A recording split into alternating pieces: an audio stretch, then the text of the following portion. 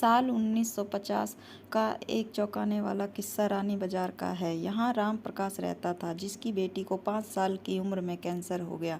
कई डॉक्टरों को दिखाने और इलाज कराने पर भी उसमें किसी तरह का सुधार नजर नहीं आया। होते होते एक रात कैंसर ने उसकी जान ले ली। उस बच्ची की जान रात को करीब 1 बजे गई थी। उसी रात को पास के ही एक गाँव की महिला मोहिनी को ट्रक ने टक्कर मार दी थी। मोहिनी के परिवार वालों ने पूरी विधि के साथ उसे अंतिम विदाई दी। अब बच्ची के परिवार वाले भी उसे दफनाने के लिए जंगल की तरफ निकले। जंगल जाते समय अचानक से उस लड़की के शरीर में हलचल हुई। सभी हैरान हो गए कि मृत लड़की का शरीर कैसे हिल रहा है। थोड़ी ही देर में लड़की जिंदा हो गई और उसके परिवार वाले खुशी खुशी उसे अपने साथ घर ले आए। किसी को इस बात की भनक नहीं थी कि उस लड़की के अंदर उसी रात ट्रक से टकराने वाली मोहिनी की आत्मा घुस गई थी। बच्ची जब से मौत से लौट कर आई थी, तब से ही उदास और चुपचाप एक कोने में बैठी रहती थी। एक दिन उसकी माँ ने उसे खुद अपने हाथों से खाना खिलाया और मामा के घर लेकर जाने की बात कही। खाना खिलाकर उसे अच्छे से तैयार करके वो उसे अपने मायके ले गई।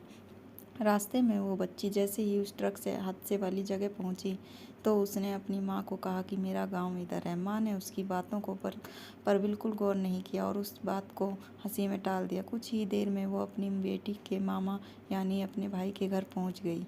1-2 दिन बाद मामा जी के घर आसपास ही बच्ची के अंदर घुसी मोहिनी को अपनी पड़ोसन सिमरन दिखी। उसने जोर से उसे नाम से पुकारा। सिमरन ने पलट कर देखा तो एक छोटी बच्ची थी। उसे बड़ी हैरानी हुई कि इस लड़की को मेरा नाम कैसे पता है।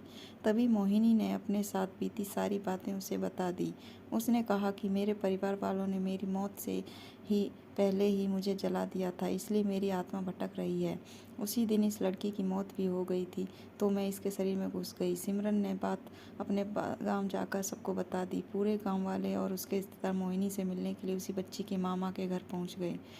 उस लड़की के अंदर रह रही मोहिनी की आत्मा ने सबको एक एक करके पहचान लिया। कुछ देर बातें करने के बाद वो अपने परिवार वालों के साथ अपने घर चली गई। अब उस लड़की की माँ बच्ची को घर में न देखकर परेशान थी। तब उसे पता चला कि वो कुछ लोगों के साथ दूसरे गांव गई है, तो वो उसे बुलाने के लिए चली गई। अपने परिवार के साथ खुश मोहिनी ने वापस आने से मना कर दिया। पास के ही लोगों ने उसे समझाया कि तुम्हें दोनों परिवारों के साथ रहना चाहिए, इससे सभी को खुशी मिलेगी, तुम किसी एक परिवार को दुखी नहीं कर सकती हो। इस बात को सुनने के बाद लड़की के शरीर में रह रही मोहिनी आत्मा माँ के साथ वापस आने के लिए राजी हो गई। अब वो दोनों परिवारों के साथ खुशी खुशी रहने लगी। कहानी से सीख: जल्दबाजी में किया गया एक कार्य अधूरा रह जाता है, इसलिए कोई भी कार्य करने से पहले उसे अच्छे से देख परख लेना चाहिए।